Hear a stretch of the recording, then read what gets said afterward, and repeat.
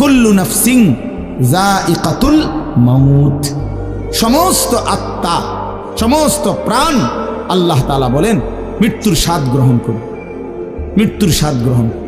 কুল ইন্নাল মাউতাল্লাযী তাফিররুনা মিনহু ফাইন্নাহু মুলাকীকুম, আল্লাহ তাআলা বলেন হে নবী আপনি বলে দেন, ও দুনিয়াবাসী, মৃত্যু থেকে তোমরা যেখানেই পলায়ন করো না কেন, মৃত্যু তোমাদের সাথে সেখানে গিয়েই নিজেই মোলাকাত করুন, সাক্ষাৎ করুন।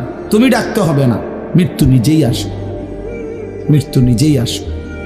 আইনামা তাকুনু ইউদরিকুমুল মাউতু ওয়ালাউ কুনতুম ফি বুরুজিম মুশাইয়াদা, আল্লাহ বলে তুমি যদি এমন একটা বিল্ডিং বানাও, ঘর বানাও, যে ঘরটা অনেক উঁচা, যে ঘরটার উপর দিয়া কেউ ভিতরে ঢুকতে পারবে না, যে ঘরটার মধ্যে একটা ছিদ্র নাই, একদম আটকানো, তো এরকম একটা ছিদ্রবিহীন সুউচ্চ ঘরও যদি তুমি বানিয়ে তার ভেতরেও তুমি আশ্রয় নাও, তো ইউদরিকুমুল মাউতু, মৃত্যু তোমার সেখানেই পৌঁছবে,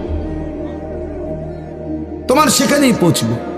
প্রিয় ভাই আমার, বন্ধু আমার, নওজোয়ান সাথীরা আমার, মৃত্যু এক অনিবার্য বাস্তবতা, চিরন্তন বাস্তবতা, এটা গ্রহণ করতেই হবে। হাসলেও মরতে হবে, কাঁদলেও মরতে হবে, সুখেও মরতে হবে, দুঃখেও মরতে হবে। রাজপ্রাসাদ আর অট্টালিকার মানুষটাও মরে যাবে, জীর্ণ কুটিরে যে লোক থাকে, হ্যাঁ, সেই লোকটাকেও মরতে হবে। জীবনে কোনোদিন দুঃখ দেখে নাই যে, সেও মরে যাবে। জীবনে কোনোদিন সুখ দেখে নাই যে, সেও মরে যাবে। সব মরে যাবে, এটাই সত্য, এটাই বাস্তবতা।